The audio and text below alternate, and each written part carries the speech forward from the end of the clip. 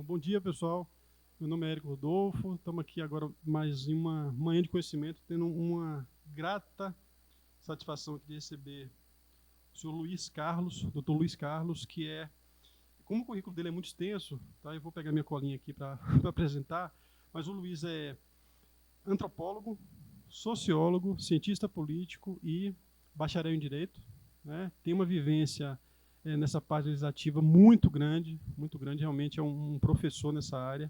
Vai trazer para a gente aqui uma visão muito extensa sobre a questão do processo legislativo, né? A gente tem sempre uma atuação aqui no escritório nesse segmento, também de forma aprofundada, atuamos assessorando alguns parlamentares já há alguns anos, mas ter a presença de um especialista na área para nós é sempre um grande prazer, Luiz. Sinta-se muito acolhido aqui.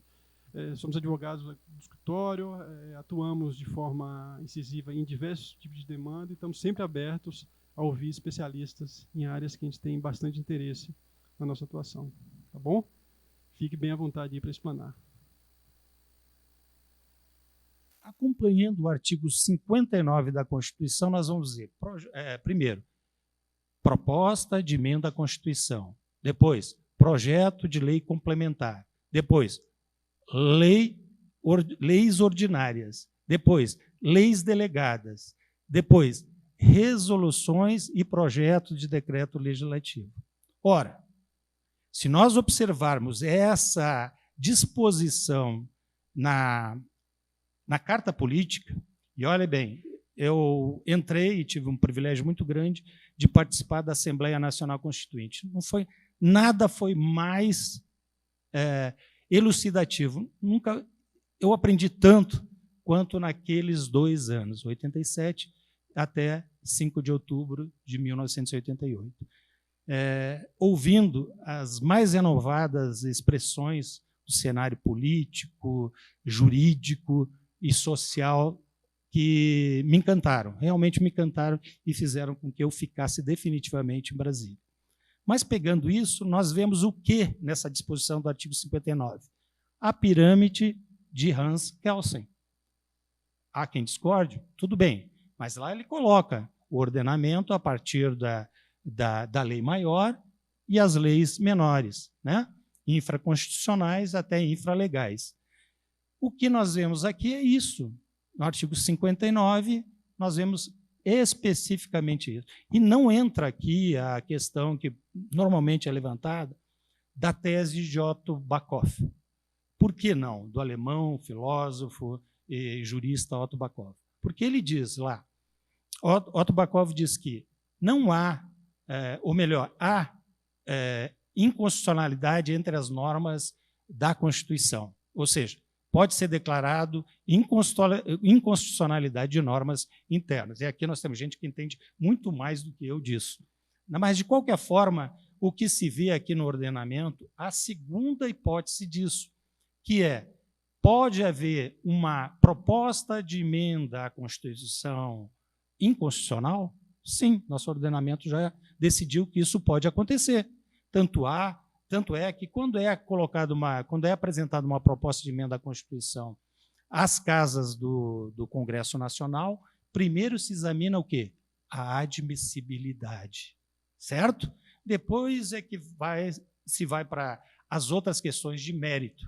Então, nós vamos ver algumas coisas aqui e, novamente, peço perdão se for repetitivo ou se algo que vocês já dominam plenamente.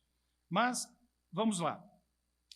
O segundo ponto, iniciativa das leis. Naturalmente, se é um processo legislativo, ele tem que começar em algum momento. Nós temos leis complementares e leis ordinárias que iniciam pela casa, a casa iniciadora dessas proposições é a Câmara dos Deputados. Por quê? É a casa do povo.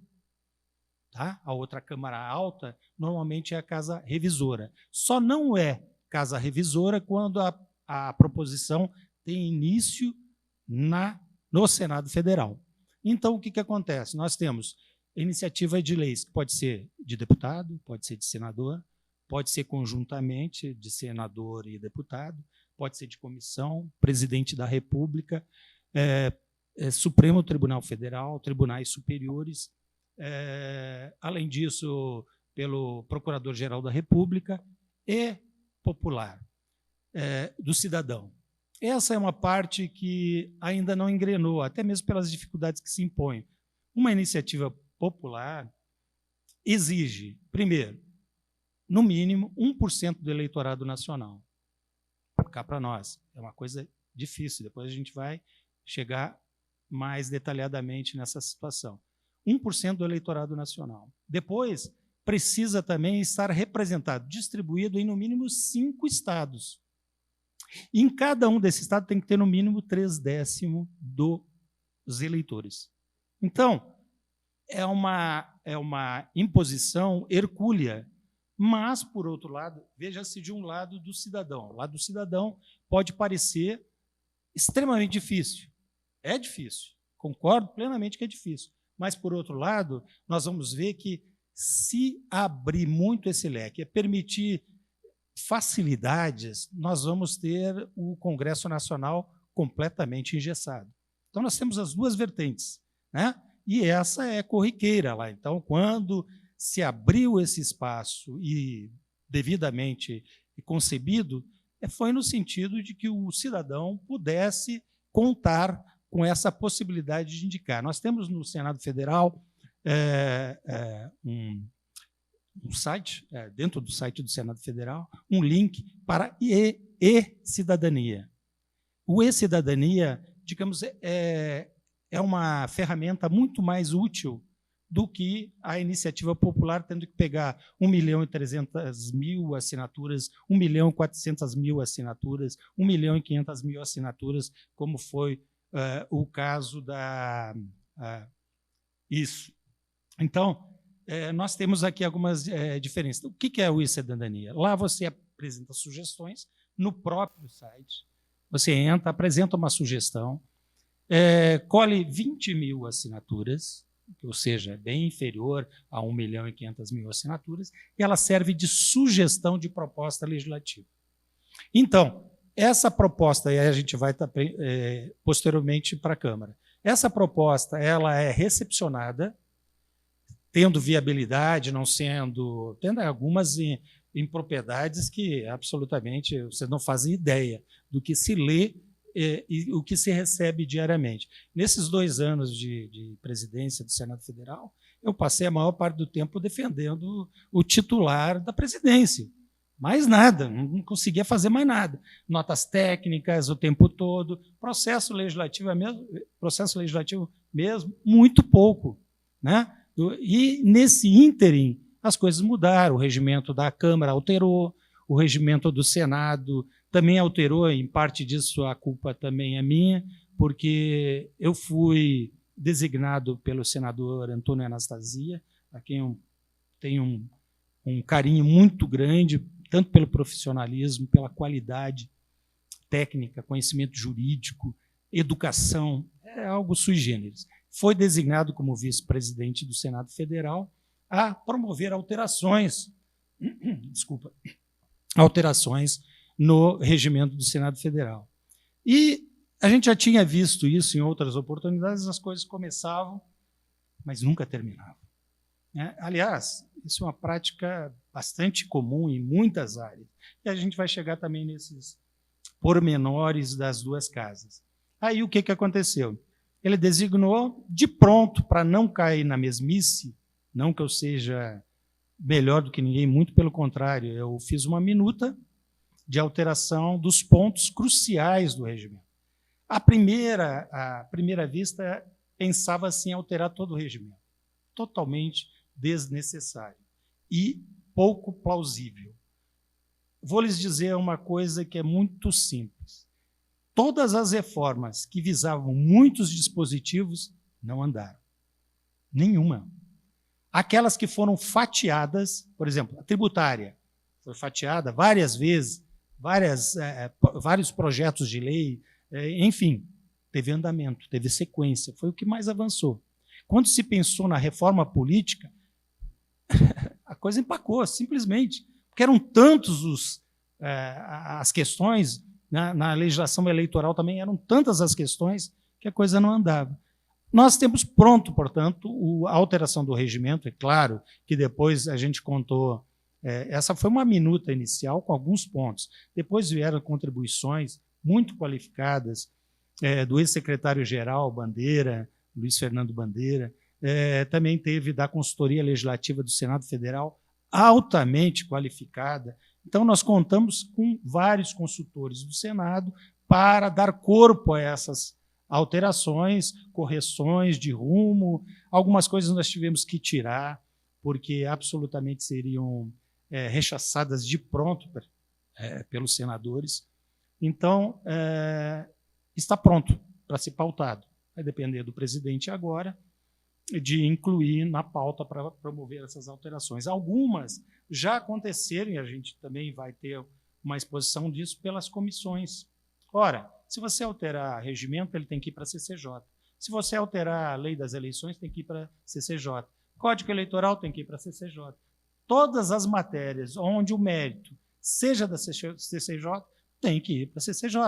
Então, é lá o locus de primazia, onde essas questões têm andamento, têm prosseguimento, têm sequência, e é de lá que saem as posições, que finalmente vão ao plenário, podem ser alteradas. Primeiro são alteradas, às vezes, na própria comissão, e o que pode ser alterado na comissão? Já avançando um pouco, como vocês veem, eu acabo. Né? Mas o que acontece? Na própria comissão pode acontecer várias coisas. Vem uma minuta, né, de proposta de alteração, normalmente a alteração da lei, é as que mais têm consequência. As novas demoram muito. Tudo que é lei nova tem uma demora, muitas vezes, excessiva, salvo se for do interesse de um ou de outro poder, ou dos dois poderes, ou dos três poderes. Aí sim, aí a coisa acelera. Mas o que acontece, prima facie, é que essas propostas, quando chegam lá, elas podem ser alteradas, emendadas, alteradas totalmente ou parcialmente, e nas parcialmente você tem as emendas. As emendas podem ser apresentadas subemendas. Né? Então, ou pode ser apresentado ao término disso, havendo muitas emendas, muitas subemendas, elas serão incorporadas às emendas e as emendas incorporadas num substitutivo. Então, às vezes, troca 6 por meia dúzia, apenas para que o relator tenha um realce maior, porque ninguém conhece a proposição como sendo do relator. A proposição é do seu autor. Né? Então, há, sim, uma fogueira de vaidades nas duas casas, isso é absolutamente compreensível, né? Às vezes exagerado, o que não é compreensível. Mas, de qualquer forma, isso acontece. Então, nós temos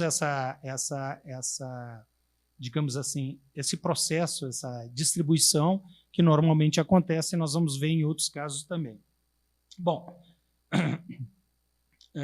tendo em vista que a casa iniciadora é a Câmara dos Deputados, presume-se facilmente que a Câmara Revisora é o Senado Federal.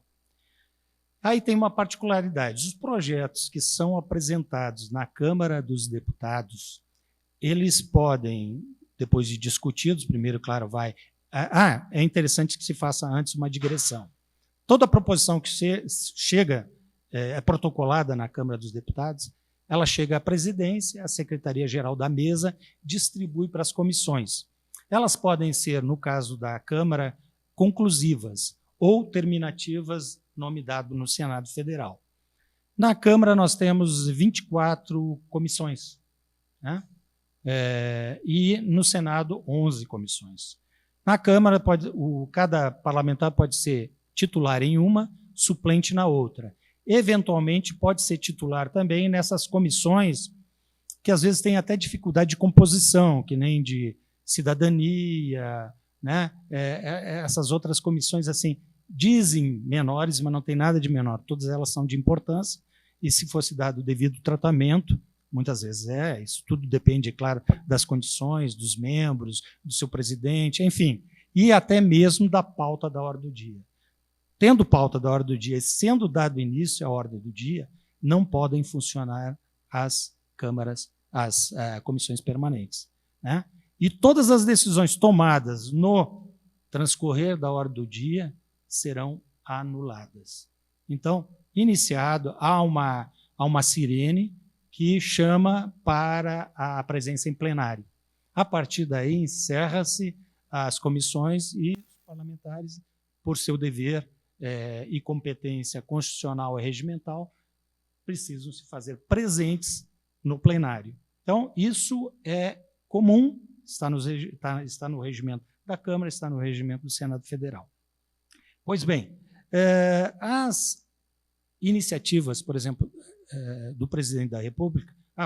voltando um pouco.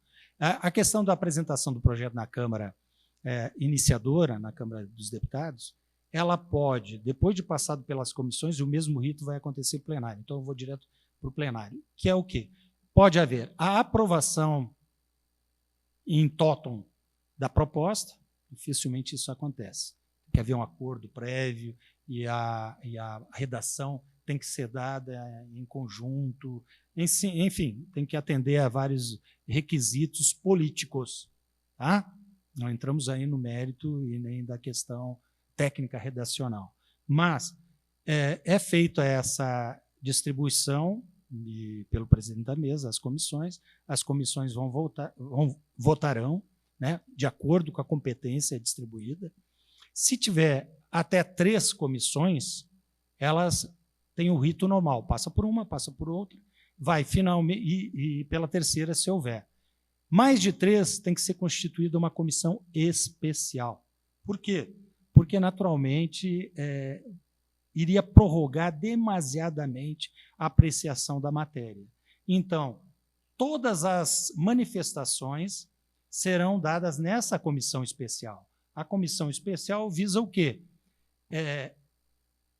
Incorporar no seu corpo de membros de todas as comissões, incluindo CCJ, CFT. Então, essas duas, principalmente Comissão de Finanças e Tributação e Constituição e Justiça, essas duas ainda apreciam, quando inferior a 4, ou seja, até 3 comissões, elas têm que opinar sobre a matéria. Tá?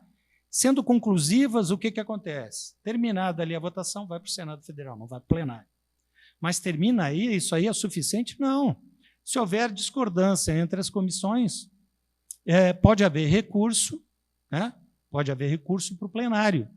E o plenário, então, vai se manifestar, depois de findada a votação, vai para o Senado Federal, que promoverá, e aí a gente vai ver as diferenças também.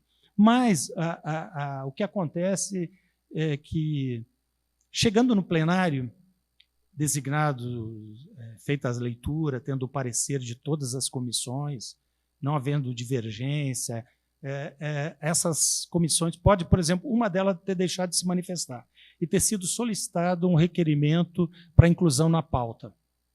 E aí a gente vai chegar nessa alteração agora recente, aqui no dia 12, que passou a valer no dia 13. A gente vai logo observar isso. E o que acontece, então? Chega no plenário, não tendo a manifestação de uma das comissões, ainda que lá para ela estivesse sido distribuída, mas não tenha opinado, pode ser dado parecer oral em plenário. Não há impeditivo para isso, né? Pode ser colocado. Então, há as possibilidades que se apresentam para um projeto de lei ordinária. O que acontece? Chega lá, ele pode ser aprovado na íntegra, sem qualquer novo destaque, porque tem ainda essa possibilidade. Você apresentou, logo que chega na mesa, tem 5 sessões para você apresentar emendas. Não aproveitando essas 5 sessões, chega na comissão, você tem 5 sessões para apresentar emendas. Se você apresentou emendas, o relator não acolheu-as, né, o que pode acontecer? Você pode pedir um destaque para o plenário. Você faz essa apresentação do destaque ali no plenário mesmo e tem a possibilidade de discutir a matéria e, então, se ficar valendo, é acolhida pelo relator, se o plenário entender por bem acolhê-la, e o relator ali acolhe, se manifesta na hora para dar prosseguimento. Ou, se for algo tão substancial que implique a apreciação da CCJ, ela volta para a CCJ. Tá, mas sendo aprovado na íntegra, em total, sem emendas, ou seja, a não ser aquelas recepcionadas na comissão, ela vai para o Senado Federal. Né? Se o Senado Federal também não promover nenhuma emenda, não alterar em nada o texto, vai à sanção presidencial, que tem 15 dias para se manifestar, para publicar, melhor dito, para publicar a matéria. Se não o fizer nesses 15 dias, se ele se manifestar nos 15 dias, é uma manifestação absolutamente, uma publicação é chamada de explícita, né? E aí, se ele não fizer, ultrapassar os 15 dias e ele deixar de fazê-lo, é automaticamente reconhecida como tácita. Então, reconhece-se como já contemplada, vira lei, né? Absolutamente. Pode até, inclusive, poderia o presidente do Congresso promulgá-la, já que passou o tempo, mas isso dificilmente acontece. De qualquer forma, é reconhecido, é numerada de acordo, numeração sequencial, tal como acontece na Câmara, e no Senado, e teve um avanço muito substancial, se eu não me engano, de 2016, eu não posso precisar para vocês, mas que antigamente, na Câmara tinha uma numeração, chegava no Senado com outra numeração. Isso era horrível para os assessores, é claro, né? Horrível, porque você tinha que identificar, enfim, agora não, a mesma numeração. Na casa iniciadora acompanha a casa revisora. Isso já é um plus, dá celeridade, facilita, inclusive, a compreensão de quem está fora da casa e das casas e não conhece essa possibilidade de um processo legislativo. Bom, se no plenário for alterado o texto, certo? Na Câmara dos Deputados for alterado o texto e o projeto, com essas alterações promovidas por destaque, etc. e tal, for para o Senado Federal vai analisar tudo, ou seja, o texto que chegou para ele. Se ele alterar esse texto, ele retorna para a casa de origem. E a casa de origem, então, somente poderá se manifestar naquelas questões que foram, aqueles dispositivos que foram alterados no Senado Federal, né? E aí, sim, ele tem a possibilidade de rejeitar ou acolher. Feito isso, rejeitou ou acolheu, ele manda também para a sanção presidencial. E há uma outra possibilidade.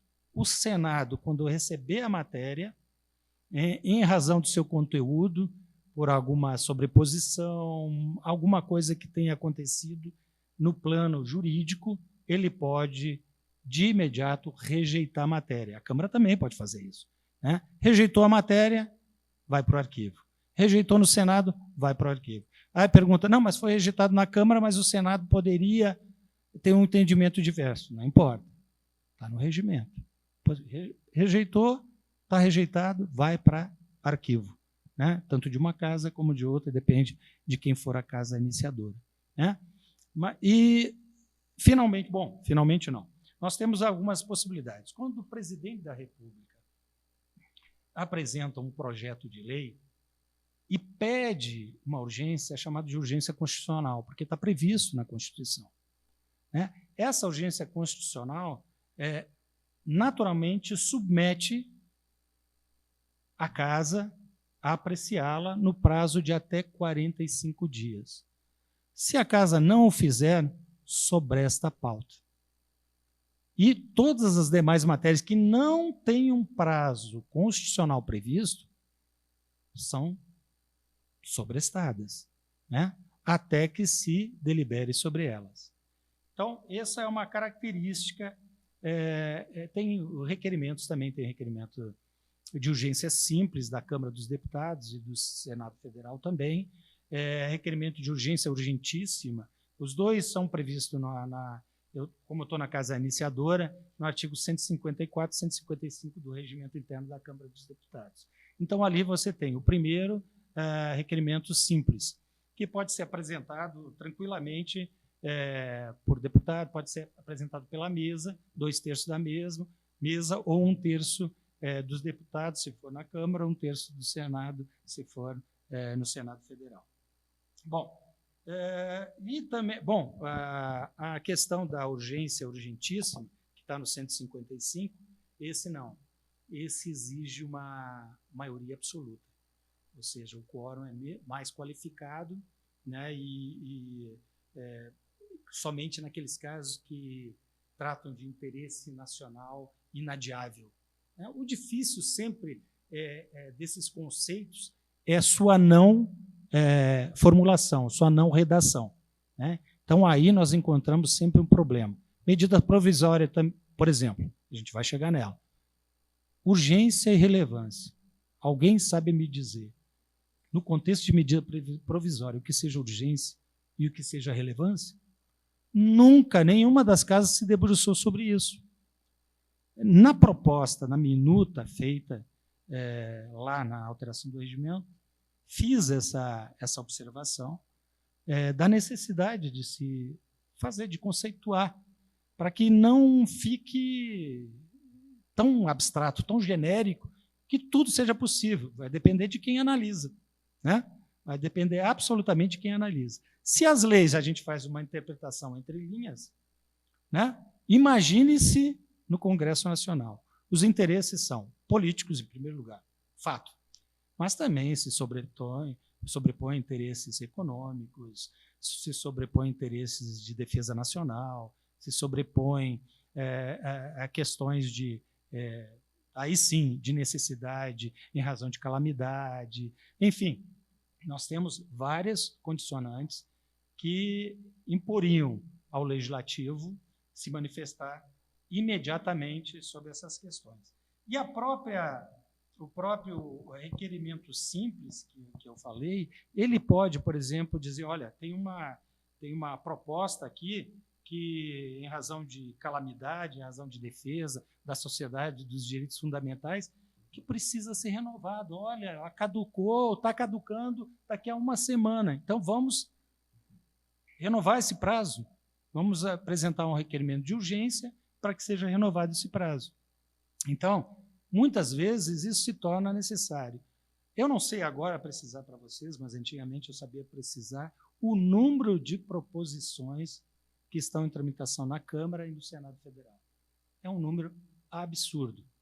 E a quantidade de requerimentos de urgência para elas, ou seja, muitas vezes são concedidas as urgências, né? O requerimento de urgência é aprovado, mas a matéria fica num limbo. Até que algum interesse forte se sobrepõe, ou da mesa, ou do Poder Legislativo, ou do Poder Executivo, ou do Judiciário, e que a matéria, então, é pautada, entra na hora do dia, né? Toda a matéria precisa ser lida primeiro, daí ela entra na pauta, segue quando é dispensada, mas o que é o requerimento? Por exemplo, o constitucional. É dispensa de formalidade, é dispensa de prazo, para justamente ter a celeridade, né? Então, é essa a razão. Você não faz isso por... há exigências, tanto no regimento como no outro. O requerimento de urgência constitucional é para quê? Olha, esquece o regimento nesse particular, porque ele precisa ser votado. Há uma razão e toda a proposição tem uma justificativa. Eu aprendi isso graças a alguns bons professores na área do direito, que me ensinaram, e eu era prolixo por ter feito ciência política, então me parecia que nunca era suficiente uma análise. Voltava, era muito chato mesmo. E aí, no direito, eu aprendi isso, realmente a ser objetivo. Claro, né? A redação absolutamente dizer o que você quer com aquele projeto. Olha, quero isso, ali. Os prós e os contras, já enumerá-los, é muito bom. Eu tenho por hábito, ou melhor, tinha por hábito quando eu estava no Congresso Nacional, eu sou o rei das planilhas.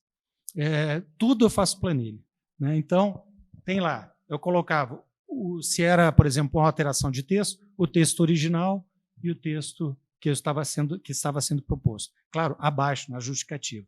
Os prós e os contras de cada um. Porque qualquer assessor, e aqui me coloco nessa condição, porque nada mais sou do que isso, de que as propostas, quando submetidas, quem assume a autoria é o parlamentar, não é o assessor.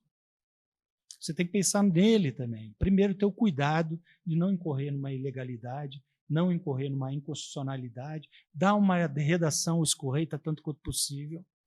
Uma vez feito isso, a possibilidade de ser aprovada é muito maior. Sempre muito maior. Quando as propostas iam para o plenário, eu tinha por hábito também pegar e colocar 2 cores, num panfletinho bem pequeno. Primeiro, deputado e senador, salvo raríssimas exceções, tem preguiça de ler. Mas tem preguiça de ler por quê? Porque é muita coisa, gente. São muitos projetos. Por exemplo, no Senado Federal, ao contrário da Câmara, cada senador pode ser titular de 3 comissões, titular e suplente em 3 comissões. Mas isso não é observado. Muitas vezes ele participa de N comissões, muitas delas coincidindo em horário. Então, a quantidade de informação que um senador, por exemplo, tem, eu diria, não vou dizer que é maior, mas a dele é requerida uma atenção muito maior em razão das 11 comissões, e não 24, 25. Né? Então, realmente é um trabalho hercúleo. Além disso, tem todas as outras questões de proposta, medida provisória, SPEC, etc. E tal. Então, quanto mais detalhado, melhor. Eu colocava 2 cores, vermelho e verde, numa planilhazinha bem simplesinha. Vermelho já dizia o que era contra e o verde o que era favorável.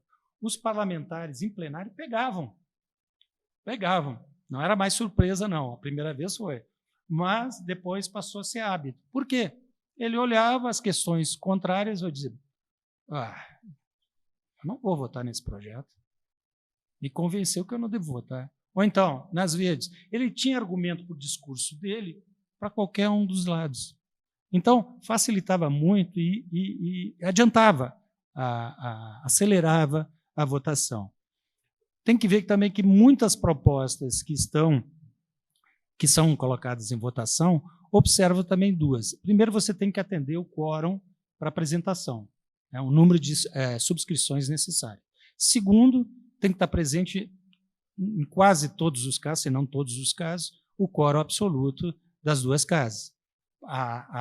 Digamos assim, para aprovação pode ser um quórum mínimo, em alguns casos, lei complementar, lei ordinária, resolução, projeto de decreto legislativo, sem problema nenhum. Mas outros exigem o quórum constitucional, 3/5 para aprovar, por exemplo, uma PEC. Né? Então, isso traz toda uma responsabilidade. E, feita essas considerações, a gente pode avançar um pouquinho mais. Primeiro, a gente está falando de quórum. Essas que eu coloquei, projeto de lei complementar. Tem a lei delegada. Essa é uma questão sui generis, né? Porque nós temos o que é a lei delegada. A medida provisória praticamente acabou com a lei delegada. A lei delegada nada mais é do que, sintetizando, uma norma que tem iniciativa no presidente da República. Ele manda uma mensagem para o Congresso Nacional, para que o Congresso Nacional, em votação das 2 casas, autorize o presidente da República a editar determinada lei sobre determinado ponto. Mas isso é suficiente? Não, porque a qualquer momento o Congresso Nacional pode revogar essa decisão. Então, para que você vai... Por quê? Qual a razão que motivaria um presidente da República a instituir, a editar uma lei delegada? Nenhuma. Por quê? Porque ele detém o poder de editar medidas provisórias. Esse instituto que veio do direito italiano, parlamentar, que aqui pressupunha-se isso à época que, inclusive, um dos mentores foi o Mário Covas, senador Mário Covas, né, que, quando fundou o PSDB, tinha, né, essa ideologia de que o sistema parlamentarista deveria ser introduzido no Brasil. Apesar daquela tentativa onde Tancredo foi primeiro-ministro, uma tentativa que durou 1 ano, mas havia um interesse muito grande de que isso viesse a se tornar possível na própria promulgação da Constituição. Aí nós tivemos um sistema que podemos chamar de híbrido, né, que tem dispositivos de um parlamento e tem dispositivos que são absolutamente de competência privativa ou exclusiva dos poderes e principalmente do presidente da República, entre os quais a edição de medida provisória. Bom, a medida provisória, como todos os senhores sabem, senhores e senhoras, é uma lei ordinária, uma absoluta lei ordinária com eficácia imediata, né, que deve atender aqueles pressupostos de urgência e relevância. Tudo se encaixa aí, né? Onde o presidente vai dizer que isso não tem importância, né?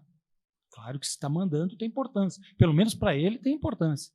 Então, chega lá chega na Câmara dos Deputados, e aí tem um rito todo próprio, o artigo 62 da Constituição, que determina, bem entendido, que logo após a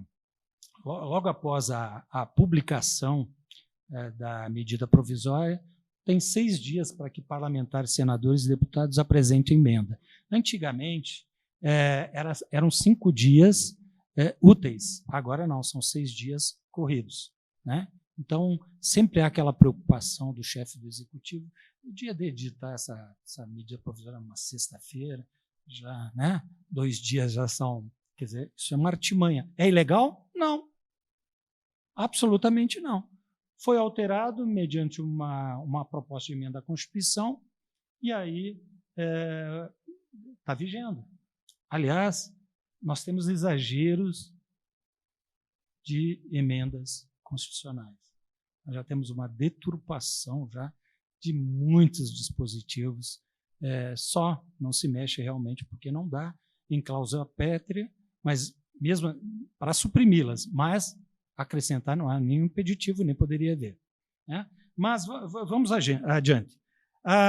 Aqui eu vou me permitam fazer uma leitura de como era a redação do artigo 62,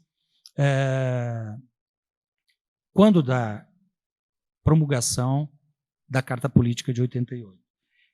Era muito simples, gente. Só dizia assim: em caso de relevância e urgência, o presidente da República poderá adotar medida provisória com força de lei, submetê-la de imediato ao Congresso Nacional, que, estando em recesso, será convocado extraordinariamente para se reunir no prazo de 5 dias.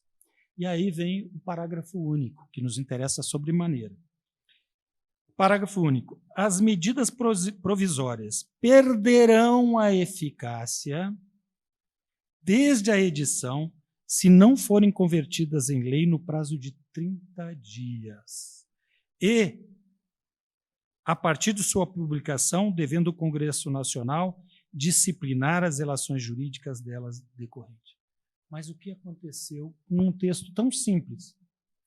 Começou a ser desconsiderado pelo parlamento. Aqui diz, claramente vocês ouviram, submetê-las de imediato ao Congresso Nacional, tá? E perderão sua eficácia se não forem apreciadas em 30 dias. O que aconteceu?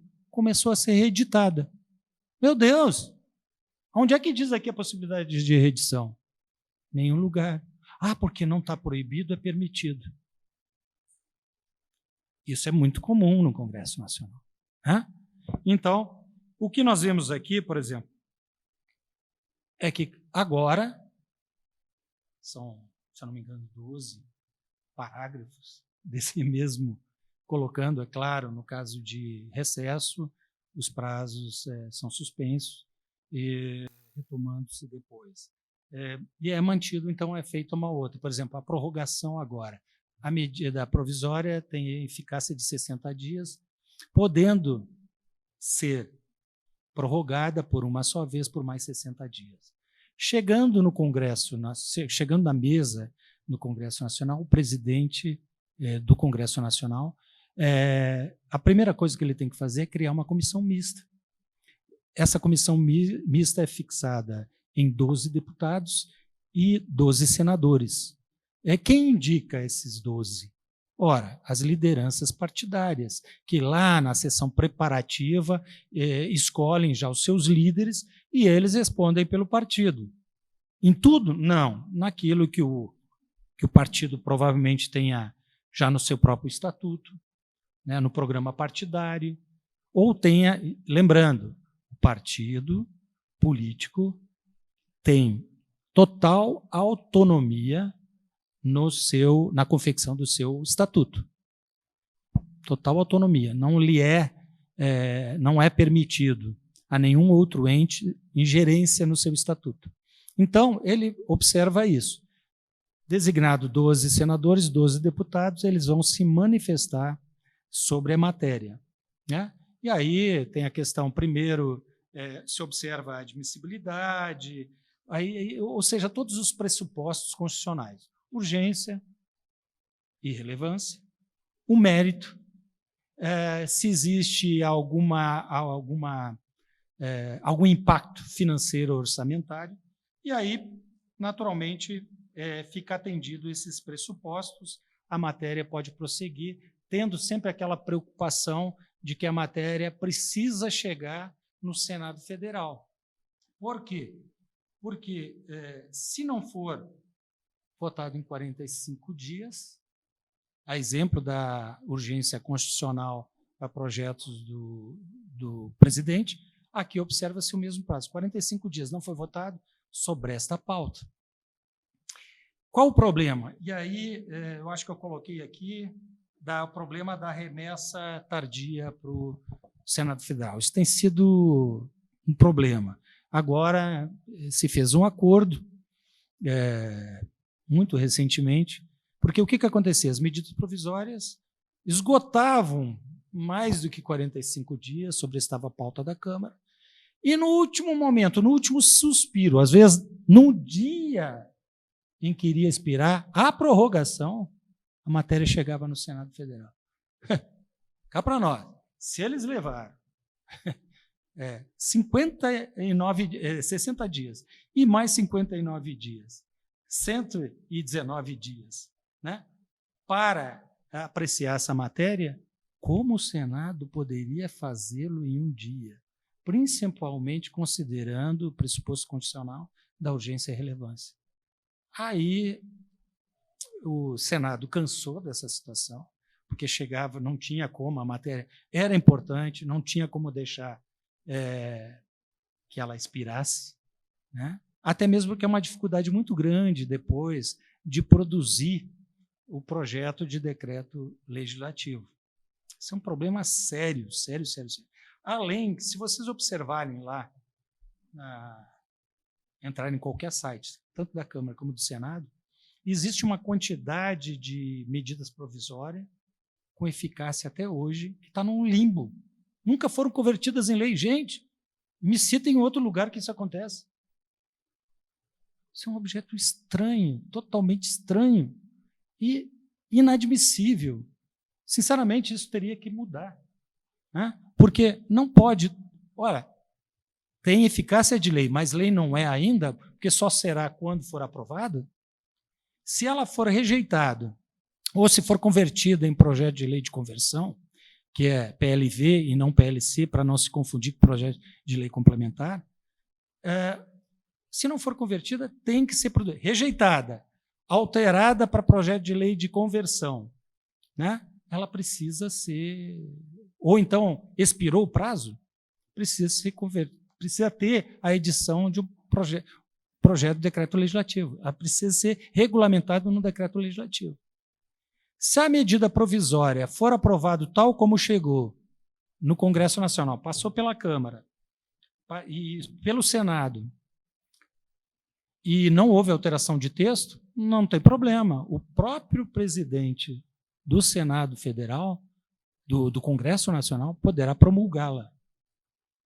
A maioria das pessoas acha, bom, não, mas para aí, é um projeto de lei ordinária, de iniciativa no Poder Executivo, não vai para a sanção. Não, não precisa, porque foi isso que ele mandou. Agora, se for convertida em projeto de lei, por exemplo, PLV, projeto de lei de conversão, ou se for rejeitada a proposta, ou o prazo perdeu a eficácia, quer dizer, perdeu a eficácia em termos, porque ela continua tendo eficácia como medida provisória. Ela tem que ter o que foi normatizado nesse período precisa ser regulamentado, e que é para nós. Em algumas questões isso é impossível. Impossível. Então fica o quê? Fica que nem aquelas propostas que estão lá naquele limbo, e de que a eficácia é a da medida provisória, tal como foi redigida pelo presidente da República.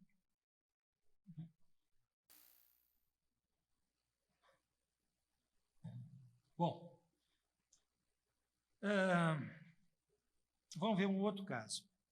Chegando a proposta para o presidente, no caso de PLV, projeto de lei complementar, chegando no presidente, ele pode vetar, nos casos já especificados, nos 15 dias, ou se não, tacitamente é tido como tal, ou então ele pode vetar.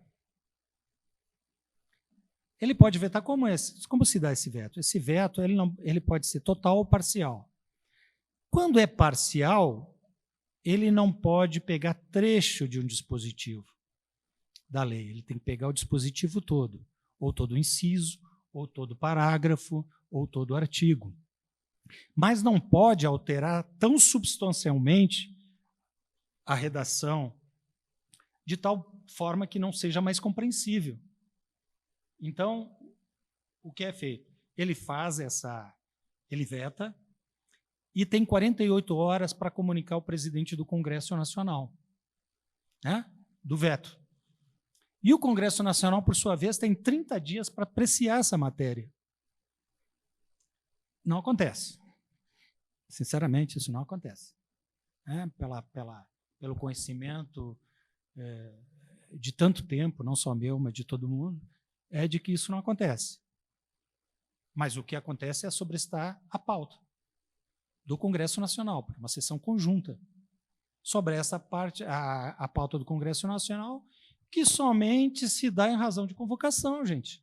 Então, o que acontece? Quando é convocado, ainda são escolhidas, deveria ter, por exemplo, uma sequência de pegar todas as mais antigas, porque tem muitos vetos que não foram apreciados, e inserir na pauta. Mas, às vezes, há um acordo prévio na reunião de colégio de líderes, entenda-se aqui, colégio de líderes é reconhecido na Câmara dos Deputados, mas não o é no Senado Federal. Lá ainda é informal. Está previsto na nossa alteração do regimento do Senado.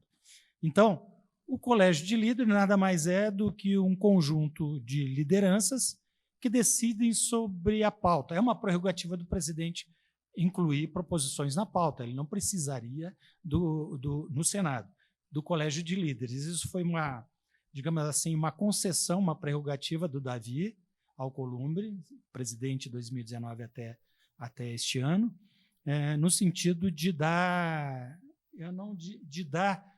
às lideranças partidárias a possibilidade de elencar suas prioridades, suas urgências, para colocar na pauta da ordem do dia. Bom,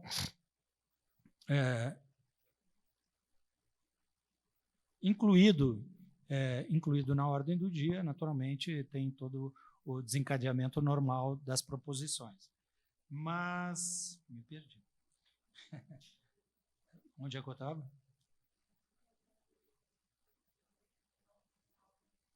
Ah, sim. Ótimo. Tem 30 dias. 30 dias para votar. Não acontece, na verdade, fica-se aguardando a convocação para inclusão na pauta e aí poder derrubar ou manter o veto. Na verdade, nesse veto também tem uma particularidade que me permito aqui, dentro dessa visão, que é o seguinte: o veto acontece por parte do presidente da República por uma ilegalidade, uma inconstitucionalidade não detectada pelo Poder Legislativo e que lá se verifica de pronto. Então, é vetado. Né? E outra, quando não tem justificativa para o veto, você coloca a expressão contrário a interesse público. se enquadra qualquer coisa, gente, por qualquer ponto de vista que se olhe. Então, contrário ao interesse público. Mas de quem? Público o quê? Público de todos? Deveria ser. Né? Mas não, às vezes é o interesse de um segmento. Olha, seríamos levianos se nos deixássemos enganar que a casa não é feita de representação de segmentos da sociedade. Ela é um apêndice da sociedade, sim. Ninguém chega lá, essa poltrona é minha no Senado, essa poltrona é minha na Câmara. Se sujeita ao crivo popular, o voto. Né? Aí diz, mas o povo não sabe votar, o voto é obrigatório, a gente vota por discordância. Isso não interessa, gente, absolutamente não interessa. Enquanto o voto for obrigatório, a gente pode mudar as coisas. Pode sim. Mas nós não, diante de um quadro assustador de um Congresso Nacional, que muitas vezes ignora quem os colocou lá, temos honrosas exceções, sim, graças a Deus. Graças a Deus. Conheço muitas, tanto na Câmara como no Senado.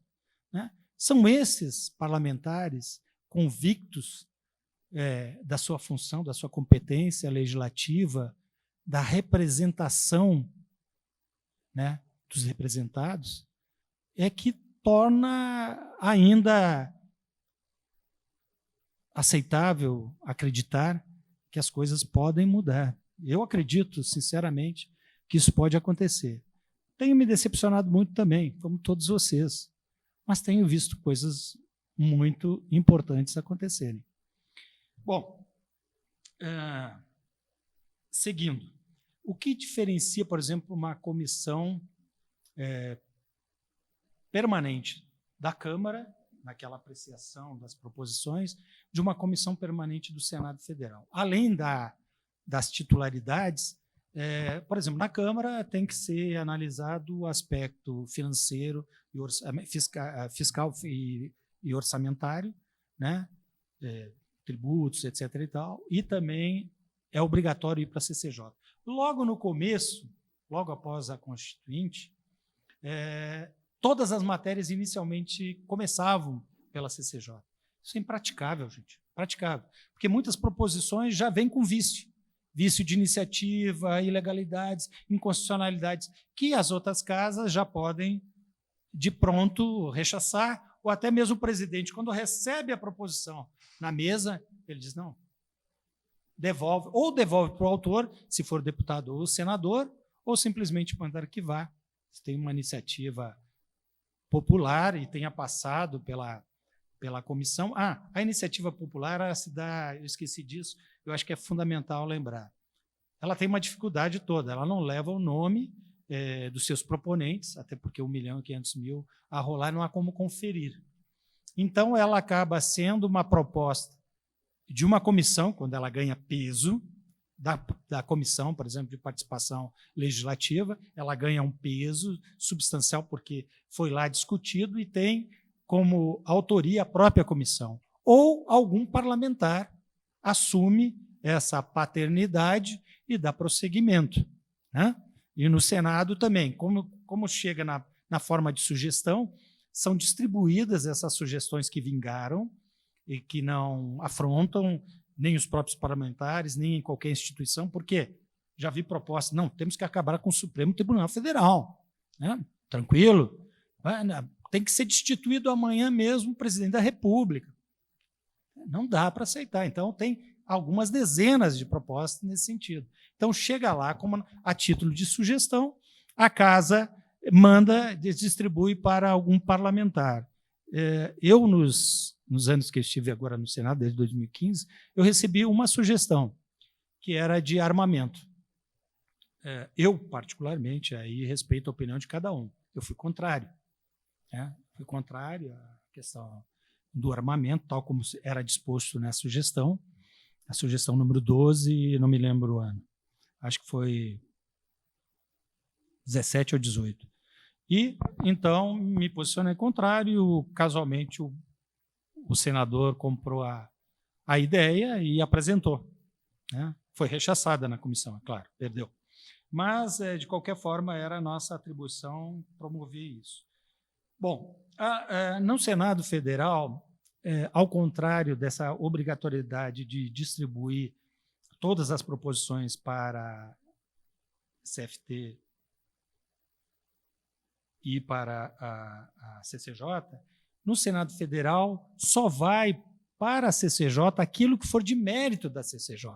Então, você vê, isso me causou estranheza quando lá cheguei, o fato de que uma comissão de mérito, que nada tem de CCJ, se manifestasse ali no mérito também pela legalidade, constitucionalidade e boa técnica redacional, boa técnica legislativa. Por quê? Justamente para dar celeridade, para a quantidade é muito grande, e somente aquilo que é de competência de mérito da CCJ, somente nesses casos é que a proposta chega até a CCJ para análise. Nós tivemos aí a Simone Tebet como presidente da CCJ e foi uma gestão muito profícua. Foram distribuídos muitos para o próprio Anastasia, que fazia parte dessa comissão, e teve digamos assim, houve uma otimização e grande parte, por exemplo, dos projetos de resolução alterando o regimento foram lá aprovados antes, foram antes que chegasse, e até agora não foi, a reforma do regimento do Senado Federal. Então, muitas propostas tiveram essa prioridade, até porque foi decidido, é uma outra particularidade interna do Senado Federal, antes da pandemia, que se tivesse sido analisado por uma das comissões de mérito da proposição, ela poderia ser requerida urgência para o plenário, poderia ser votado no plenário. Então, o senador Davi, na sua presidência, ele bateu um recorde de proposições aprovadas no plenário do Senado Federal. Então, foi uma medida... Pode ter alguns contratempos? Claro que sim, pode haver, porque às vezes é necessário... Por que vai para as comissões? Vai para as comissões porque precisa de uma discussão prévia.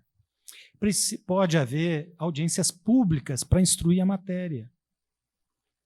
Eu, sempre que pegava uma proposição da qual eu não tinha conhecimento, grande parte delas, porque é difícil ter... nós somos consultores e assessores genéricos, generalistas. Em algumas proposições, nós não temos o conhecimento suficiente de pronto para ver questão de legalidade, constitucionalidade, sim, mas de mérito, muitas vezes, nós desconhecemos. Então, a audiência pública permite ao parlamentar, ele o membro da comissão, e, naturalmente, o assessor estará presente, para fazer uma análise pormenorizada desse mérito. E aí pode escoimar o texto das impropriedades e aí fazer avançar facilmente. Então, essa diferenciação da Câmara para o Senado Federal demonstra que no Senado pode haver uma maior celeridade na apreciação das proposições. Pode, eu digo pode, mas são 81 e não 513. Então, também há uma limitação quanto ao quantitativo. A questão, sempre a bicameralidade, impõe alguns princípios que precisam ser observados pelas duas casas. É por isso que também há um regimento comum, não bastasse o regimento da Câmara, o regimento do Senado, há um regimento comum, que justamente nas questões que dizem respeito às duas, precisa ser observado. O regimento comum naquilo que não alcançar dispositivos internos que alcance o problema que foi colocado em determinado momento da votação, usa-se subsidiariamente os regimentos da Câmara e do Senado Federal. Isso é fato. Bom, vamos ver algumas outras particularidades. Por exemplo, de algumas outras normas. Por exemplo, a PEC. Vamos pegar só as mais importantes para que não se generalize aqui a situação. Bom, a PEC ela teve também, digamos assim, alteração de entendimento interno. e impôs uma readequação das casas em razão da apresentação. Em 1993, houve uma revisão do texto constitucional. Essa revisão, bem ou mal, corrigiu alguns dispositivos e regulamentou alguns poucos outros.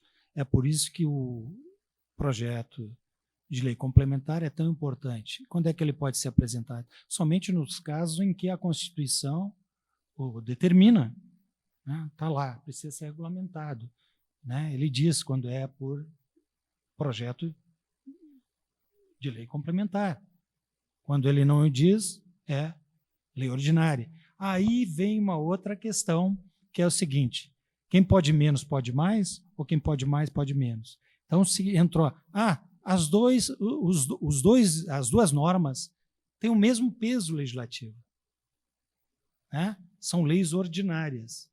Né? Mas uma lei ordinária não pode alterar um hiato, uma lacuna dentro do texto constitucional. Há quem discorde, e eu respeito, mas tem que ser apresentado. Por quê? Então, por que o Constituinte originário determinou que fosse mediante lei complementar? Ora, lei complementar não é lei ordinária. Então, adorava ele.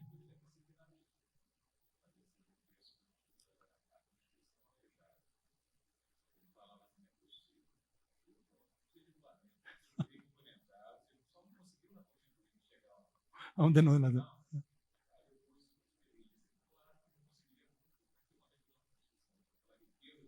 Isso.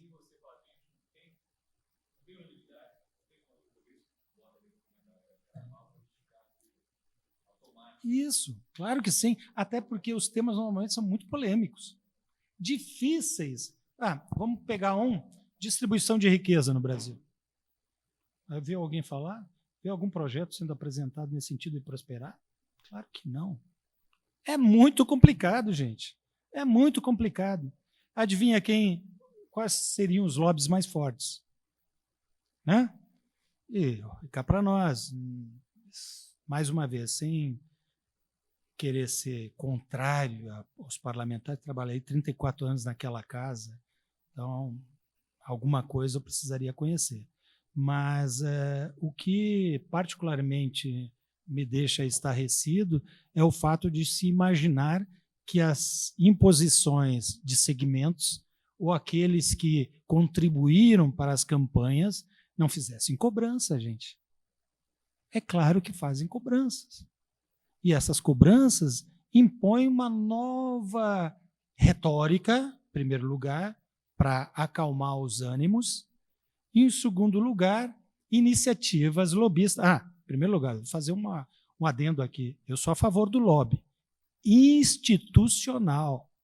Marco Maciel, que era um workaholic, uma pessoa também muito educada, inteligentíssimo, era o cara que você chegava, passava 3 horas da manhã, o cara estava trabalhando lá na antessala da presidência de Sarney, estava trabalhando. Ele apresentou um projeto legalizando o lobby. Né? Não prosperou. Eu apresentei também mediante um parlamentar, na época que coordenei a assessoria técnica do PDT na Câmara, e também não prosperou. As coisas não prosperam, mas seria extremamente útil para a sociedade, porque o lobby ele precisa ser técnico. Ele precisa ser técnico. O lobby, esse instituto pejorativo que a população e o povo têm, não corresponde à verdade. Pode ter? Claro que sim. Vou dizer que não tem? É claro que eu não vou dizer que não tenha. Mas o lobby institucional é necessário para esclarecimento. Aquelas audiências públicas para instruir matéria, muitas seriam supridas pelo lobby institucional. Vamos falar de remédio. Eu, em 1993, depois de 3 anos ausente do país, eu cheguei no aeroporto, e no aeroporto mesmo foi alçado a condição de de relator pelo PDT para a questão dos laboratórios, questão de patentes. Gente, eu conhecia muito pouco sobre patente. É muito pouco mesmo. E estava lá, várias reuniões na liderança com empresários da área de laboratórios, a Interfarma, ou seja, todos interessados diretamente. Tanto é assim que o que foi aprovado no Brasil, por exemplo, o pipeline, que é o reconhecimento de patentes retroativamente, o Brasil concedeu de graça, ele não negociou, enfim, uma série de coisas, para ver que esses lobbies eles podem ajudar, mas também pode prejudicar muito. Se ninguém tinha conhecimento da matéria, eu fui chamado para uma reunião que desconhecia grande parte das coisas que eram lá tratadas. Os assessores dos deputados, na época, estava na Câmara, dos deputados eram todos estrangeiros, só se falava inglês. Para ver, de tudo acontece, gente, de tudo acontece. Mas, assim como nesse caso foi prejudicial, muitos casos são esclarecedores, permitem que o relator, na sua livre convicção, possa melhorar o texto, assimilando um conhecimento da qual ele não detinha antes. Né? Então, tem os dois lados da moeda. Sempre tem os dois lados da moeda. Quero deixar isso bem claro. Quando se utiliza, por exemplo, uma norma, tanto do regimento do Senado como do regimento da Câmara, é porque lá está escrito. Né? Então, você pode acelerar um projeto, como você pode retardá-lo. Depende do uso que você faz das normas contidas nesses dois institutos internos. Né? Agora mesmo, então vamos já entrar já nessa questão da reforma promovida aí pelo Arthur Lira, que teve como relator, e aí vocês vão entender algumas coisas que eu já falei, como relator Marcelo Ramos, que é o vice-presidente da Câmara. Meu Deus do céu, que coincidência, né? Interesse do presidente e o vice-presidente é o relator.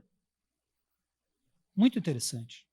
Para que foi feito isso? Eu ainda não pude me deter nos dispositivos todos alterados, mas vi algumas coisas, né? Acompanhei algumas coisas. Por exemplo, agora foi diminuído o número de requerimentos possíveis.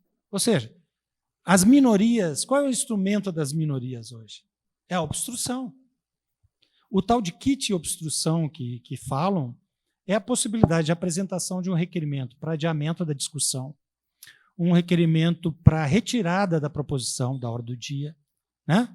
É um requerimento para inversão da ordem da pauta. Enfim, havia requerimento para tudo. Foram mantidos esses requerimentos? Não, foram tolhidas agora.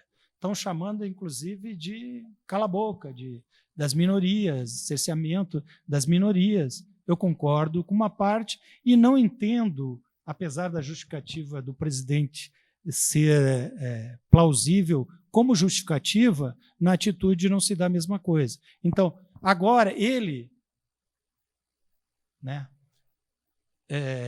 pode, individualmente, pedir a suspensão por uma só vez da sessão.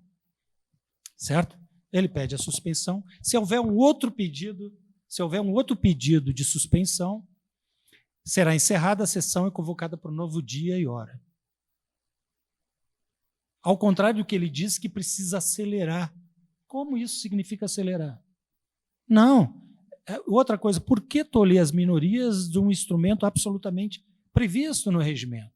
É o mesmo que você dizer que determinado gol de fora da área não vale, no meio do jogo. É isso que aconteceu. Outra coisa também, agora, por exemplo, as minorias terão diminuição no seu tempo de defesa ou de defesa da matéria ou contrário à matéria. Eram 5 minutos, passou a ser 3 minutos.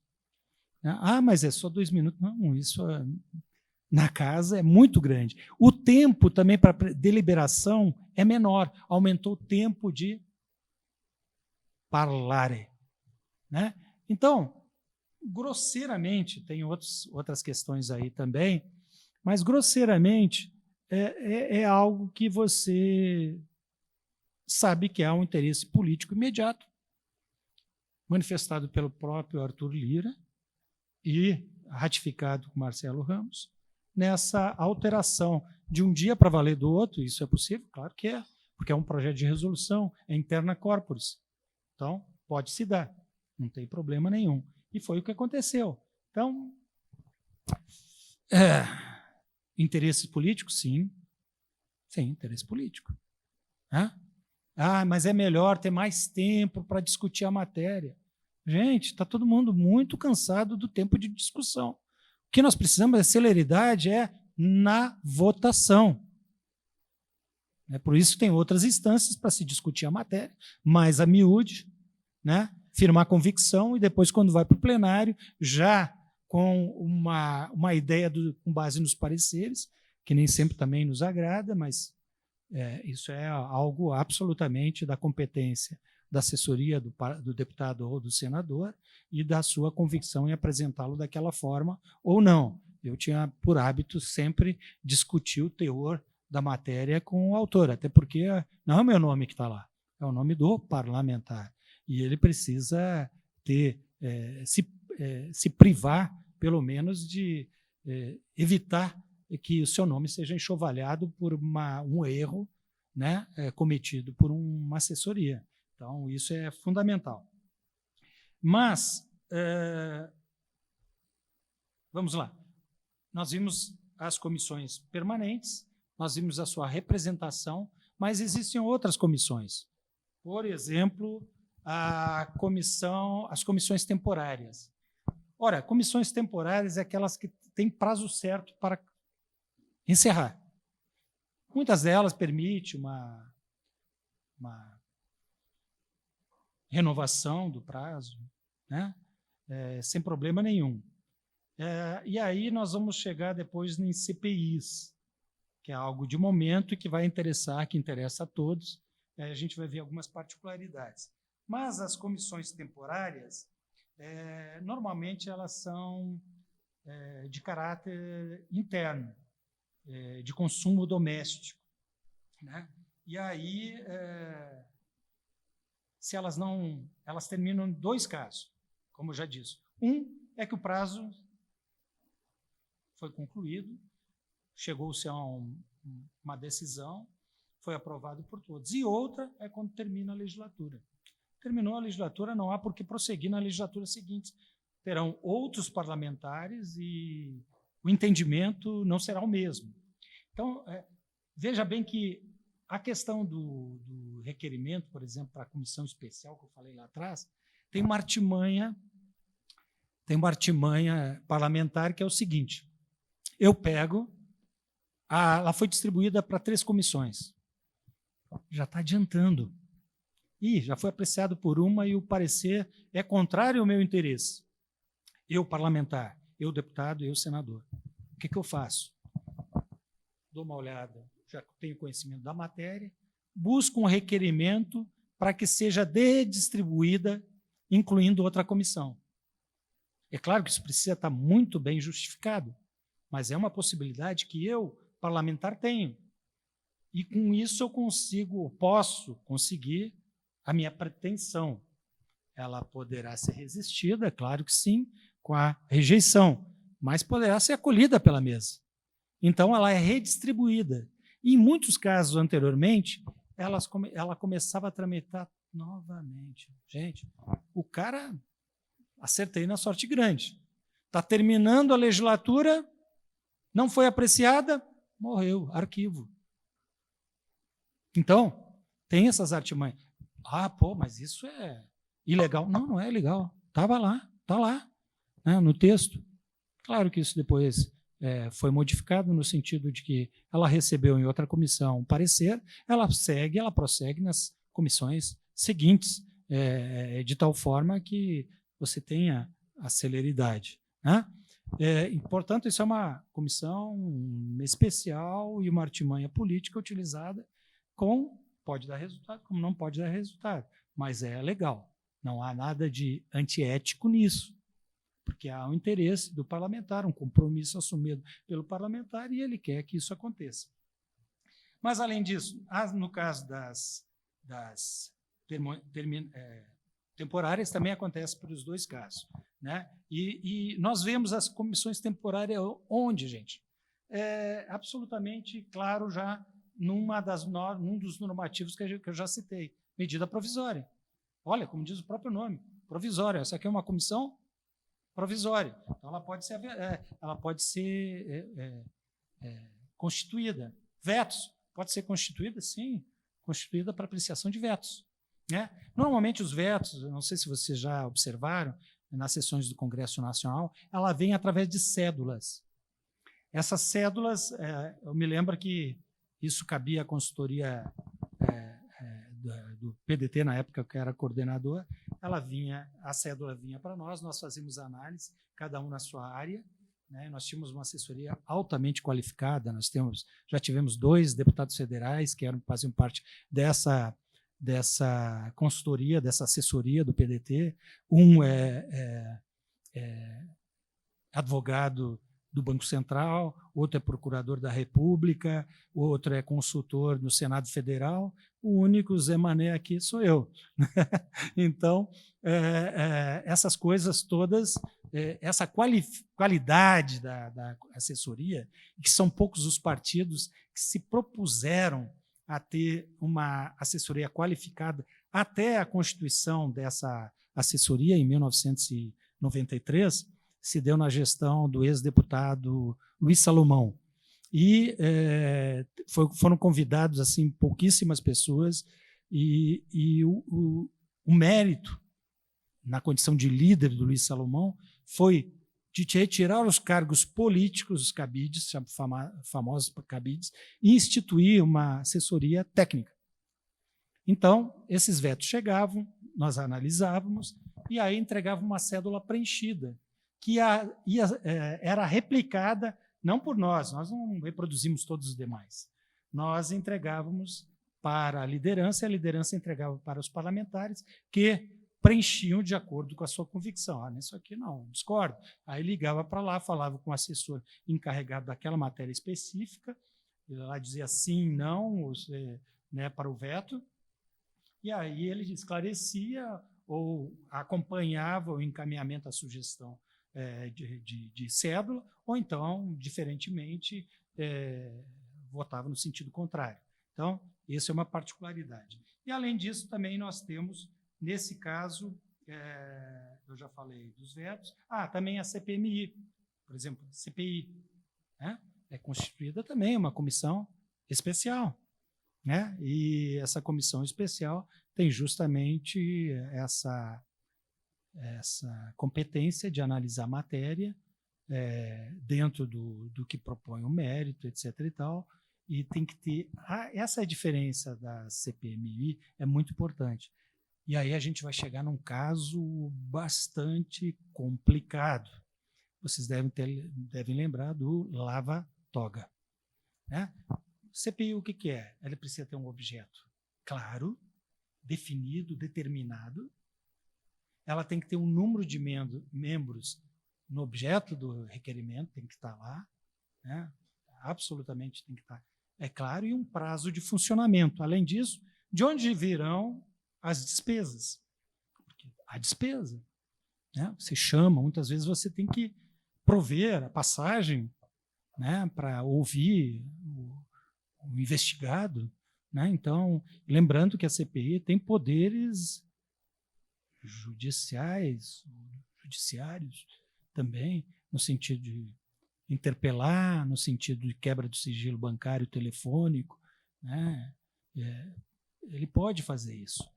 Então, a importância é que a CPI ou CPMI,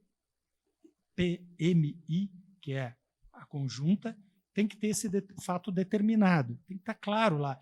Vai investigar isso. Depois entram os requerimentos para convocação do fulano, etc. e tal, para se manifestar pró e contra, mas depois, para ele ser recepcionado, ele precisa observar isso. Eu estava na Diretoria de Assuntos Técnicos e Jurídicos da Presidência da República, quando Senado Federal. E quando o senador Alessandro Vieira apresentou o seu requerimento. Aí vão dizer, não, porque o presidente, foi o que aconteceu, inclusive aconteceu uma dissidência muito grande de parlamentares que antes haviam votado em Davi e que se rebelaram em razão dessa CPI. Mas o que dizia a CPI do Toga? Da Toga? Ela queria que o objeto era pegar os juízes togados, os magistrados togados, para aqueles casos específicos, acusá-los por crime de responsabilidade, por prevaricação. Até aí ainda poderia ser tolerável, havendo indícios indisfarçáveis de corrupção, etc. e tal. Mas o requerimento da Alessandro Vieira era tão genérico, gente, tão genérico, que fugia ao objeto principal, fato determinado. O que ele queria entre os vários assuntos, tópicos desse requerimento? Ele queria que fosse investigado as sentenças dos ministros togados que eram no sentido contrário aos interesses dele. Na verdade, tinha um objeto isso, mas prefiro não mencionar isso porque não cabe aqui. Mas era isso. Queria investigar, queria calar o próprio STF. E aí começaram a prosperar uma série de requerimentos pedindo impeachment de ministro, etc. e tal. Ele queria, além disso, ele questionava decisões administrativas internas. Interna corporis, gente. Onde está o princípio da harmonia e autonomia dos poderes? Feria claramente. Um requerimento de CPI não pode investigar outro poder. Ora, o que foi isso? Nada mais do que isso. Fiz logo que saiu, logo que chegou esse requerimento, aí nós fizemos uma nota técnica. Eu fiz o esboço, outros companheiros, outros não, era só mais um companheiro na Diretoria de Assuntos Técnicos e Jurídicos. Então, vocês podem imaginar a quantidade de trabalho. Nós fizemos uma nota técnica para instruir o presidente. Mas o presidente não estava. Você sabe que santo de casa não faz milagre. Aí, como não concordou com a nossa nota técnica, ele pediu para que a consultoria legislativa do Senado Federal se manifestasse. Eles o fizeram, no mesmo sentido. Né? Outras palavras, etc. Fora da ordem com que nós colocamos, mas foi no mesmo sentido. Aí, tudo bem. Aí ele pediu para que o advogado-geral da advocacia do Senado Federal também se manifestasse. Ele o fez, no mesmo sentido. Mas, ainda não suficientemente com um substrato que lhe desse confiança, pediu também que fosse feito pela Comissão de Constituição e Justiça do Senado Federal, que também se manifestou no mesmo sentido. Aí, como ele tinha se comprometido nas eleições de dar maior transparência possível para o Senado Federal, nas decisões do Senado Federal, foi colocado realmente uma situação muito difícil de tomar. E vou dizer mais, nós estivemos, nesse caso, na iminência de uma edição no Estado, de Estado de Sítio e Estado de Defesa. Estivemos na iminência disso acontecer. Então, seria uma crise institucional sem precedentes. Era o legislativo se contrapondo ao poder judiciário, à sua mais alta corte, num momento de extrema delicadeza em todas as situação social, política. Seria uma crise institucional sem precedentes, e é justamente nesses casos que isso acontece. Tem que ser declarado. Né? Mas, segundo, isso eu não soube, é claro, até porque eu não participava das reuniões, que participa é parlamentar, mas depois saiu na Cruzoé, ou isto é, não sei. Alguma coisa é. Né? A matéria em que dizia que os presidentes se reuniram, né? Isso é a matéria que diz, não sou eu, que os presidentes se reuniram para afastar essa crise. Tá? Se o senador Davi, que recebe o requerimento e encaminha o requerimento, é constituída, então, a comissão que vai apurar, vai investigar, etc. e tal. Acontece que, diante de um requerimento que não atendia aos seus pressupostos, não havia fato determinado, havia fatos além da sua competência, além da previsão regimental e constitucional, a ideia era, devolve-se ao autor, ele faz uma correção de texto e estabelece o fato determinado, que é só isso, ou isso e isso. E acabou. Retiraria, escoimaria o texto de todas as imperfeições, inconstitucionalidade, antirregimentalidade e ilegalidade. Beleza? Beleza, mas não foi o que aconteceu. A proposta está lá. Está lá. Se é resultado dessa reunião que a revista deu a conhecer, não sei. Mas foi superado esse momento. Ou por uma sensibilidade, e nisso podem acusar o que quiser o ex-senador, o ex-presidente do Senado Federal. Mas ele é um articulador como poucas vezes eu vi nesses 34 anos. É um excelente articulador. E ele é incapaz de procurar uma briga. Não faz. Algumas vezes temos que tomar decisões, e quem está num posto desse tem que tomar algumas decisões, mesmo que contrárias, mas dentro da legalidade, dentro da regimentalidade, dentro da constitucionalidade, ele precisa tomar algumas decisões. Ele não fez, deve ter suas razões. Deve ter suas razões. Mas, até, deixa eu ver, até meados de 2019, um pouquinho mais talvez, tinha mais de 27 requerimentos de impeachment. Contra Toffoli, que era presidente do Supremo,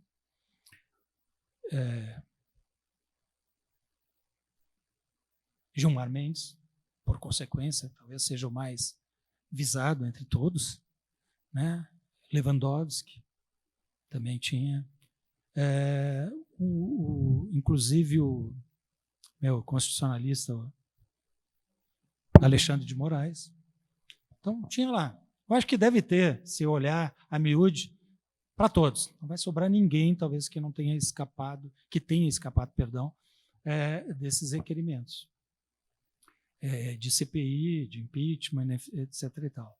O certo é que as instituições se acomodaram e, ainda que se não se navegue em céu de brigadeiro, as coisas tomaram seus rumos, há uma maior educação de lado a lado, algumas decisões do Supremo Tribunal Federal nós contestamos, e ninguém é obrigado a concordar com todas, mas a questão, por exemplo, da segunda instância, meu Deus, tinha decidido de uma forma, aí revisa, não, dentro de um novo marco, revisa-se, decide-se, enfim.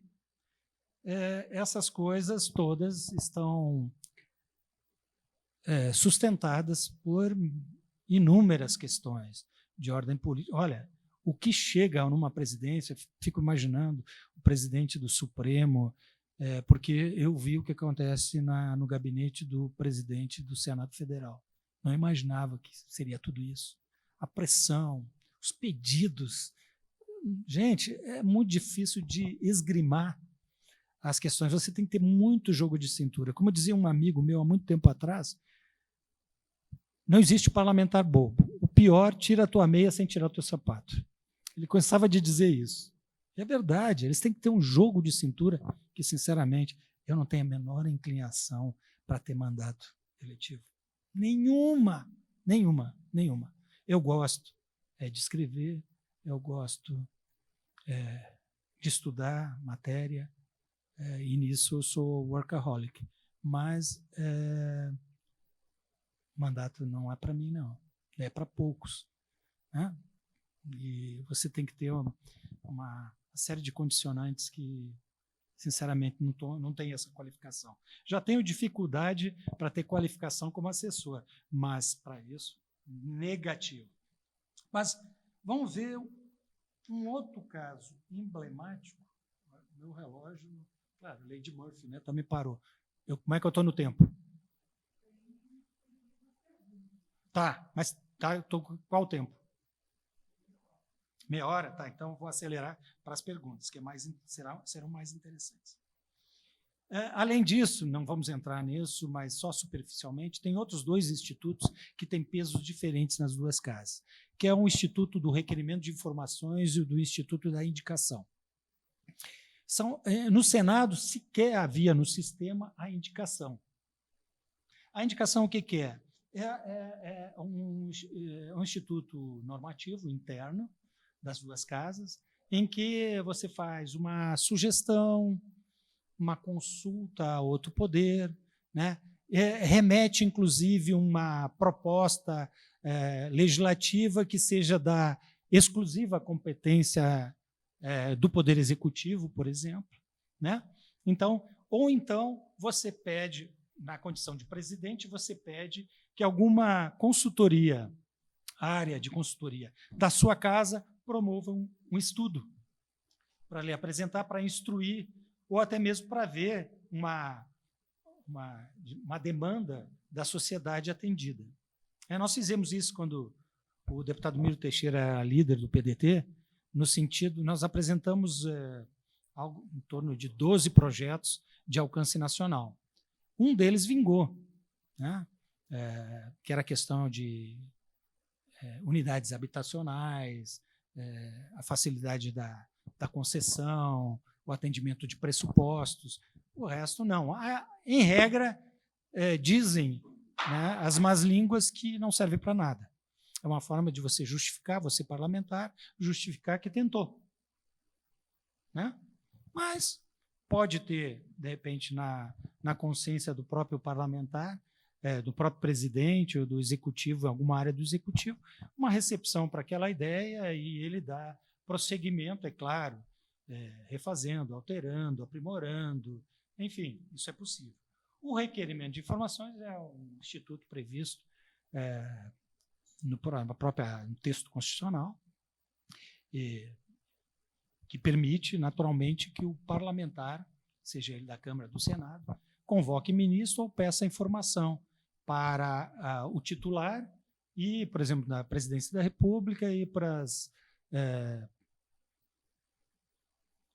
os demais autarquias, enfim, subalternos, ministros, etc. e tal, que se manifestam sobre determinado assunto, que serve, inclusive, para ele instruir um projeto da qual ele seja relator. Né? Tem 30 dias para quem o recebeu responda. Se ele não responder nos 30 dias, a mesa da casa se reúne para tomar uma decisão. A decisão é da mesa, né? Não vi isso acontecer, gente. Não vi isso acontecer. Em regra, se tem muito. Aliás, lembrando que quem não responde nos 30 dias responde por crime de responsabilidade.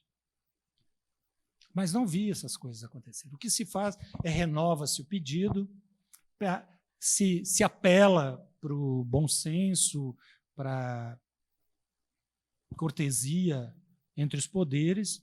Às vezes são atendidos, às vezes não. Às vezes eles mandam, você pede uma coisa, eles mandam caixas, toneladas de material. Como é um requerimento de informações, né, você não tem como apreciar aquilo tudo. Não tem mesmo. Talvez o que interessa sequer esteja lá. Né? Então, não há como fazê-lo. Se for sigiloso, por exemplo, uma CPI, fica num cofre, é guardado, só entra quem tem senha, você tem que promover, você é assessor, que é designado para ter, tem que ter uma senha, enfim. Tem os cuidados realmente para não vazar. Mesmo assim, quem vaza é o próprio parlamentar, ou algum outro parlamentar. Isso é tranquilo. Pô, tem um furo de reportagem. Né? Aí é dado conhecer, aparece no jornal. Pô, como é que isso vazou? Quem foi o assessor? Poxa, cara, esse é já um pouco demais. Mas, enfim, tem essa condição do requerimento de informações. A diferença entre as casas era que o requerimento de informações na Câmara dos Deputados deve ter havido alguma alteração, portanto, eu não vou firmar convicção, porque pode ter mudado alguma coisa e eu não pude ainda analisar isso, cotejar os dois requerimentos. Mas na Câmara é o seguinte, isso eu sabia porque fazia os requerimentos. O parlamentar normalmente pergunta alguma coisa que seja do seu interesse. Portanto, ele quer ver respondidas as questões que ele formula no requerimento de informações para dar prosseguimento. Certo?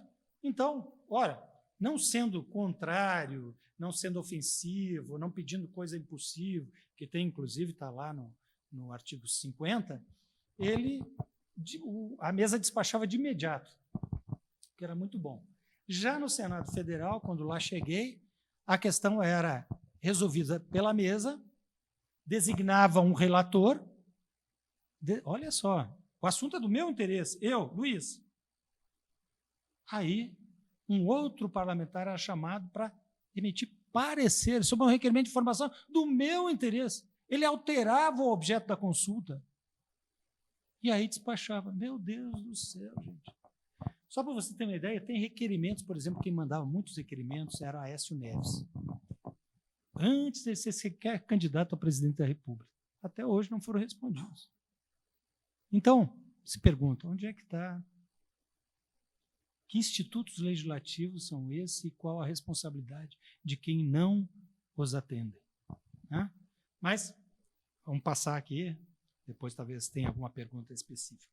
Mas vamos, um caso emblemático que aconteceu, e isso é regimental, portanto é do interesse, que aconteceu na eleição de 2019. Acho que isso é uma coisa que acho que todo mundo tem interesse. Vocês lembram o bafafá, as agressões em plenário, roubo da pasta da mesa, o candidato que veio a ser eleito ficou lá tantas horas que eu não sei como é que ele conseguiu. Sinceramente, não sei. Impávido. Sem que nada o atingisse. Mas por que isso aconteceu, gente? Uma digressão. Existem as sessões preparatórias que estão lá no artigo 3º do Regimento Interno do Senado Federal. As sessões preparatórias, naturalmente, antecedem a própria eleição do presidente, que é uma sessão, primeiro a posse, vamos voltar um pouquinho, primeiro a posse de quem foi eleito. Quem preside a sessão dá posse a todos os eleitos, até mesmo porque, se não der posse, eles não poderão escolher o presidente. E, por consequência, os demais cargos da mesa.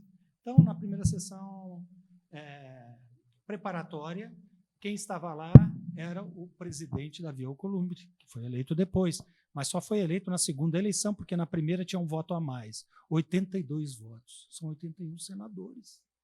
E as cédulas são subscritas, eram subscritas pelo então, que veio a ser o presidente da mesa, que foi o Maranhão, mas tudo aconteceu muito precedentemente. Vamos ver. Primeiro, a escolha dos candidatos. O MDB tinha como candidato Renan Calheiros e Simone Tebet. Por essas violações de acordos, alguns chamaram de traição, há várias palavras para isso, que querem dizer muitas vezes a mesma coisa. Mas a Simone tinha na mão a possibilidade de eleição, um não compareceu, o outro mudou de voto. É comum? É comum, acontece. Né? Por razão, por convencimento, sei lá. Aí o que aconteceu? Com isso, passou a ser o candidato do MDB, Renan Calheiros, mais forte, já com vários mandatos de presidente. E Na sessão, antes da realização da sessão preparatória, o senador Davi Alcolumbre, melhor dito, o secretário-geral da mesa, Luiz Fernando Bandeira, editou no Diário Oficial um roteiro de como deveria ser procedida, melhor dito, a eleição, colocando, inclusive, como presidente da sessão o Maranhão, o senador Maranhão. Bom, com isso, o senador Davi expediu um ato interno exonerando o Bandeira da Secretaria-Geral da Mesa. E, na primeira sessão preparatória, o presidente Davi chegou à mesa, sentou na posição de presidente e a presidiu com base numa nota técnica que foi feita, dessa não foi feita pela assessoria técnica e jurídica, mas sim pela consultoria e advocacia da casa, que a advocacia da casa fala pela instituição. Nós, da diretoria, falávamos pelo presidente, pelo gabinete do presidente. E é necessário que faça essa distinção para não confundi-los. Aí eu vou ler o que diz a redação da reunião preparatória. Me permitam, para não ser exaustivo, só o caput e o dispositivo que interessa. O artigo 3º e 6º. Diz lá: a primeira e a terceira sessões legislativas ordinárias de cada legislatura serão precedidas de reuniões preparatórias que obedecerão às seguintes normas. Aí vai para o inciso 2º. A direção dos trabalhos caberá à mesa anterior. Caberá à mesa anterior. Dela excluídos, ou seja, dessa mesa, no início da legislatura, ou seja, naquela que estava sendo objeto da sessão preparatória, aqueles cujos mandatos com ela houverem terminado, ainda que reeleitos. Significa dizer, ali tinha encerrado, antes, no ano anterior, tinha encerrado a legislatura. Né? Mesmo que algum parlamentar da mesa tivesse sido reeleito, ele não poderia, da mesa, presidir os trabalhos.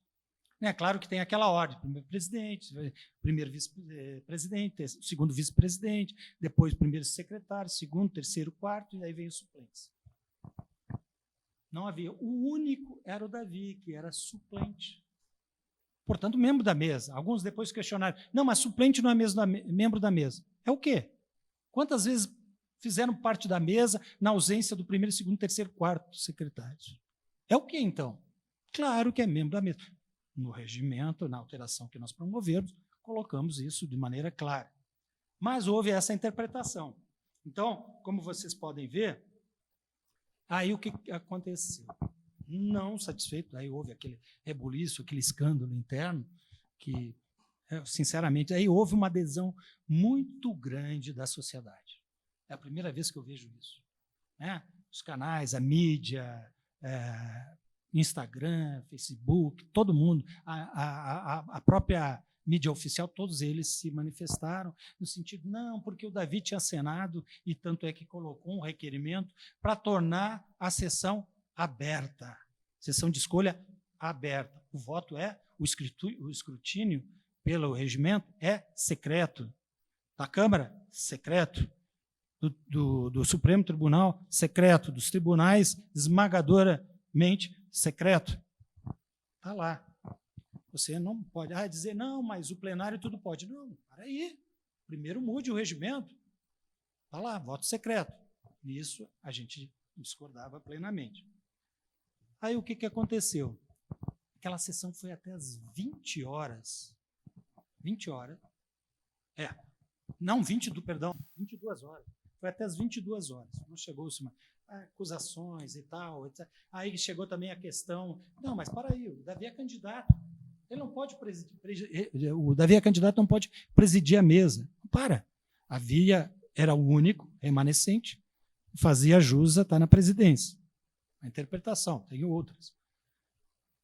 Na hora que fosse anunciada a escolha, a discussão, a apresentação de proposta, o convencimento do eleitorado, ou seja, os seus pares, ele teria que, necessariamente, deixar a mesa para um dos secretários que ele convocou para secretariar os trabalhos, passaria a presidi-los a partir de então.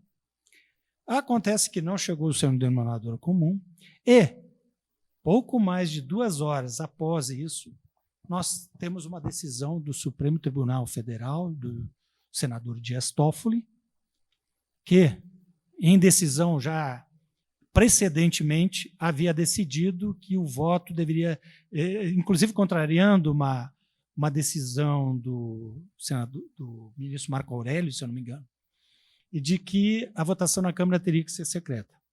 Então, ele... É incrível porque 2 horas depois já estava pronto isso. Cara, põe eficiência nisso, gente. Aí 2 horas depois, olha, eu, claro, muito bem assessorado, tem pessoas qualificadas, e fez por merecer estar lá. Ele foi assessor, a gente trocava muitas ideias entre as assessorias, ele foi assessor do PT na Câmara dos Deputados, né?